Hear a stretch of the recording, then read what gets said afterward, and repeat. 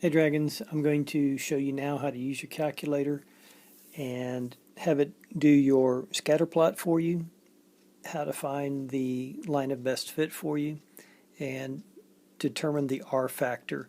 And that way you can determine the strength or weakness of your correlation. So first of all, in order to get to this screen, let me just get out of this to tell you. All right, so let's just say that you turn on your calculator and you are entering data. That is statistics. So you're going to hit the stat button, okay? And if you want to put information into your calculator, you will be editing. So you will either press 1 or you'll press enter. Now you may or may not have data already there.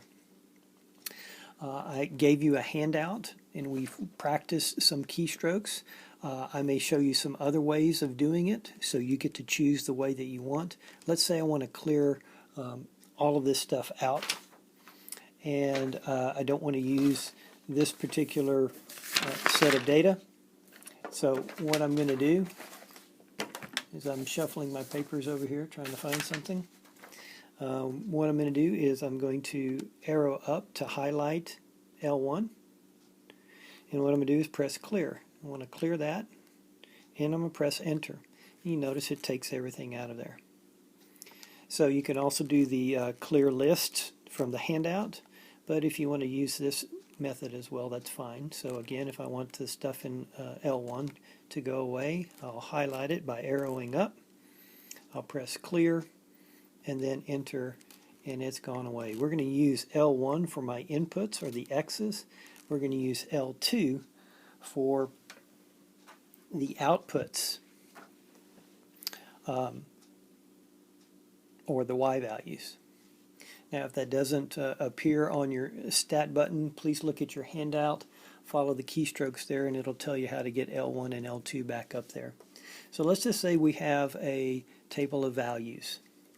And so all my X values, I'm just going to type them in. Let's say I have 0, 1, 2, 3, 4, and 5. And my Y values, or my output, I read my table, let's say it's 12, then 18, 21, 30, 37, and then 41. Now when you do this right here, I want to stress to you that however many inputs you have to make sure that you have the same number of outputs. In other words, if I left that 41 off right now and tried to get it to do a scatter plot, your calculator would say error. For every input, you have to have an output, or it's not going to work.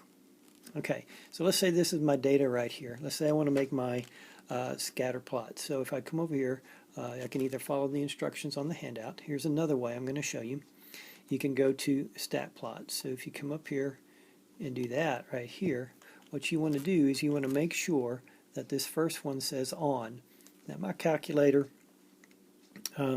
says on, but if it didn't, okay, let's just go back over here and let's just say that I did stat plot. So say yours probably says they're all off. Okay, so I want this to be turned on. So if I hit 1, okay, I need to turn my stat plot on. So I do that by simply hitting enter and make that black background be on the blinking on. And so now we're ready to go. So if I hit graph right now, you can ask this, you can say, well, I don't see nothing. What's going on? It's just the standard form. Well, that's because the standard graphing window, the data that I entered is not within plus or minus 10 on the X and Y axis. So what you need to do is you need to hit your zoom button, zoom, and if you arrow down to 9, zoom stat, what that does is it will zoom in on the statistics that you entered. So those points that we entered earlier, I'll tell the calculator to zoom in on that. So I'll hit 9 and you notice, hey, there's my scatter plot right there. So as we take a look at this, we may be saying, okay, where's my line of best fit? What is the actual line that best fits through this? Okay, so let's go back to stat. And now we're going to tell the calculator to actually do some calculations. So we're going to arrow to the right. And as we just looked at our graph, we go back to our graph here. Is this a linear path? Is it a quadratic? Remember the quadratic was a smiley face? Or will it be exponential, which kind of takes off and curves up really fast? Those are the three types of graph you are going to be tested on your EOC: linear, quadratic, and exponential. And if you notice, if I come over here and we go to calc, we have those choices. Now, regression is abbreviated REG. That's your line of best fit. We're going to be working backwards towards the equation. That's what a regression is. You have your quadratic regression, and if you arrow down even further, you have your exponential regression. Those are the three that we really need to be worried about in this class. Linear is 4, quadratic is 5, and exponential is, I guess, 10 or default 0, whatever. But as we looked at our graph, it does appear to be linear, so let's go checking for a linear regression. So if we come over here, go down to 4, hit enter, here we go. Now, you notice they say y equals ax plus b. I have no idea why they use a. That is your slope. That really should be m. If I had to reprogram the calculator, I'd make that an m. So this is y equals mx plus b. You just got to get used to that. That a, your slope is going to be a. And if you notice right here, we have my slope is going to be approximately 6.02. And my y-intercept is going to be approximately, I don't know, 11.4. So just go out a couple of decimal places here. You might want to just jot this down: 6.03 and 11.04. Or if you went through my handout, it'll show you how you can put it in your y equals. But you can just come over here and say, okay, that's 6.03x and then plus 11.42. So now if you hit graph, you can see how your calculator has put in a line of best fit. Now once you get your line of best fit, you can go in and take a look at your table. And now you can come back and say, well, what happens, what if I had a input of 6.5? Well, if I come over here to my table start, remember this, I did a second table set to get to this screen. Okay, if I want to start at 6.5 and I go to my table, what it would be the expected output? Well, it would be a little bit more than 50 if the trend continues. This is not guaranteed. This is what is expected. But remember, you have a scatter plot.